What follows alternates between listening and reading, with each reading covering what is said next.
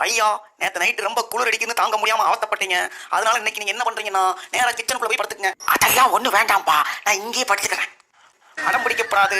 Gas cylinder பக்கத்துல கட்டி பிடிச்சி படுத்தீங்கன்னா கதகதப்பா இருக்கும், நல்லா இருக்கும். என்ன இது, என்னைக்கு இல்லாம நம்ம மேல ரொம்ப அக்கறையாகி இருக்கிறானே, என்னன்னு ஃபாலோ பண்ணி பார்க்கலாம். நண்பர்களே, இது உங்களுக்கு தெரியுமா? நம்ம வீட்டுல கேஸ் சிலிண்டர் வெடிச்சு யாராவது உயிர் இருந்துட்டாங்கன்னா அவங்களுக்கு 10 லட்ச ரூபாய் இன்சூரன்ஸ் பணம் கிடைக்கும்.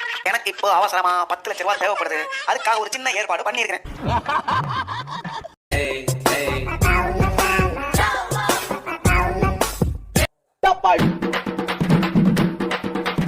அமுகு டுமுகு அமால் டுமால்.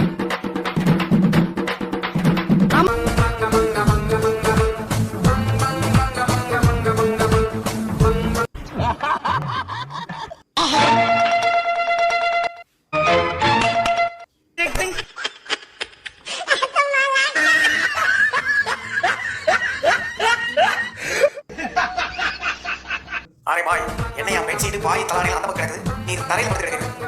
இது வந்துப்பா, இப்போ ஒரே புழுக்கமா கசகசட்டு இருக்குது, அதனால ஃப்ரீயா படுத்துக்கிறேன். நைட் ஆகாத குளிர் அடிக்க ஆரம்பிச்சிடும். அப்ப அப்படியே உருண்டு போய் பாயில படுத்துக்கிட்டு பெட்ஷீட்டை போத்திக்குவேன். கடகடப்பா இருக்கும்.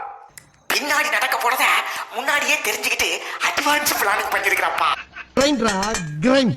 அப்படின்னா நீ படுக்க வேண்டிய இடம் இது இல்ல, அதோ அங்க தெரியுது பாரு. என்னதுப்பா இது? சுடுகாடு. கொஞ்ச நாள் கழிச்சு எப்படி அங்கே போக போற, நீ போய் படுத்துக்க.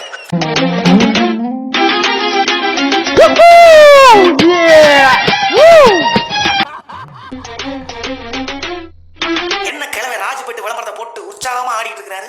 வீட்டு பத்திரத்தை எதுவும் வச்சு சூதாட்டத்தில் குடிச்சிட்டாரா?